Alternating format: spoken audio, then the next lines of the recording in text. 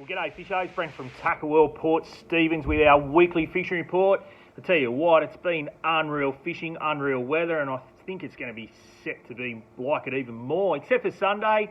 Monday look a little bit iffy on the weather, southwest change coming through, but to make the most of Saturday, get out there and get amongst it. There's plenty of fish out there at the moment. If you've been following our Instagram, you've seen plenty of photos going up of plenty of good fish.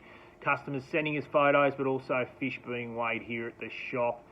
Some big cobia, longtails. It's that time of the year. It's the best time of year to fish, I think. A bit of an all-rounder type of year, or time of year, I should say, at the moment. So let's begin with it. So inside the bay, you'll notice the bay is still dirty, but it's a tea tree colour, but it's clear. You can actually see through the water. Fish don't mind it. And speaking of which, the brim are on fire, which I knew was going to happen with this flush. Some really quality brim around, especially around the rock walls, both the Anchorage and Nelson Bay rock wall. At the moment, that incoming tide seems to be the number one. Some cracking brim around. I think they're only going to get better at the moment. If you're a bait fisherman, good old bonito fillet, our salted bonito fillet, salted pillies, anything with a bit of oil in it, obviously, to attract those brim in that dirtier water works really well. But just remember, fish that last 2 hours of the incoming tide and fish light, very light sinker, size 0, size 1 ball sinker, straight to the hook. 6 to 8 pound fluorocarbon, and away you go. Some absolute crackers caught off both walls this week. Some really nice brim. Believe it or not, there's been a couple of small kingies around the Nelson Bay breakwall, so even in the dirty water, there's been some garies hunting around, so obviously in that dirty water they've been feeding as well. So brim on the chew inside the bay. Also been some cracking flatties about around Coolette groins, Wanda headlands, some good flatties about at the moment in the shallows, mind you. So that dirty water, they're in the shallows. Like I said, if you get a bait fish, a brine pilly on a gang hook, slow rolled, unweighted, will do really well. If you're going to use soft plastics, use something in a paddle tail, something in a chartreuse or a pink colour just to stand out in that water. Definitely paddle tails are the way to go at the moment. I know the bait junkies from Dyer have been flying out the door, those 3.2 inch minnows.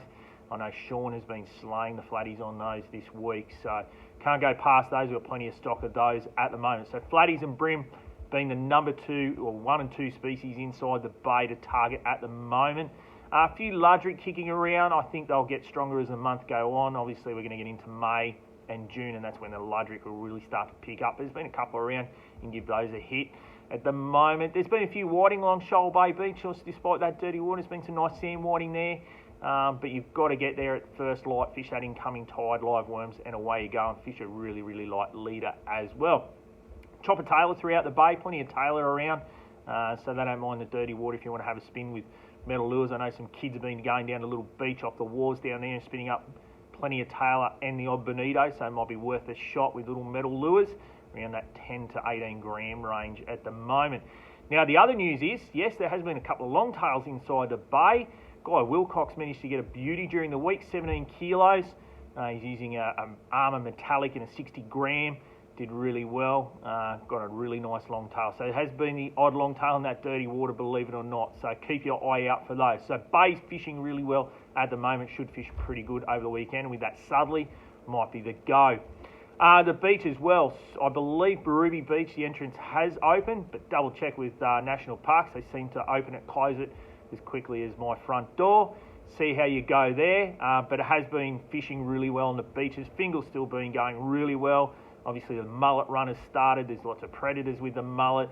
I think it'll be a good weekend to target a dewy off the beach with those after dark tides and the mullet run, but there's been some big tailor which you expect this time of year, and plenty of good brim on the beaches as well.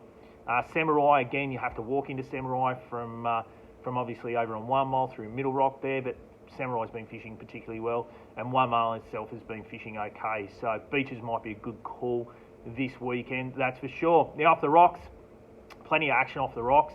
It seems that the water to the south is a little bit better around 1 Mile Point.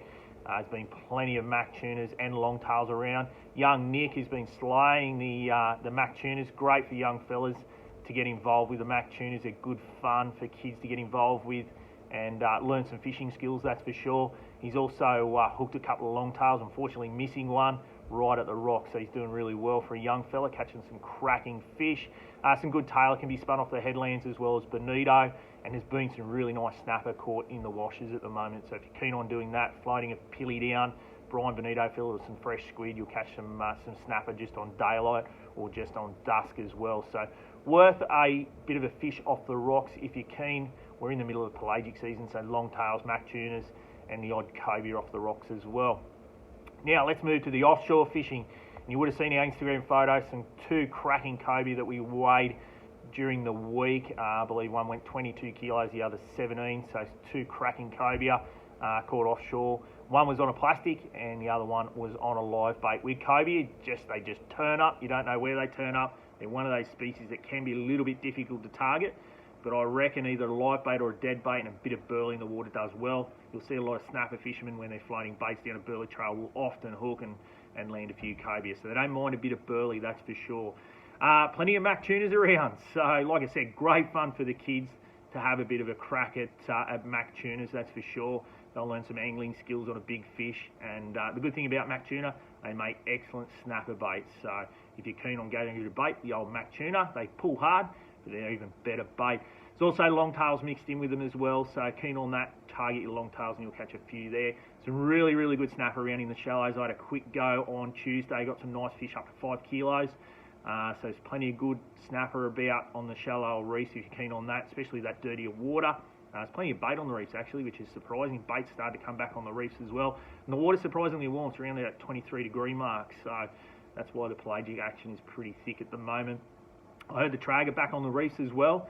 That warmer water, the outer 21, the 21 is holding a few trag and down on your rattler as well. So worth, if you're keen on your trag fishing, getting some little slimies, some fresh slimies and targeting your trag on the tide changes during the day, that's for sure. Now, as far as the marlin fishing is concerned, well, it's been a little bit hit and miss.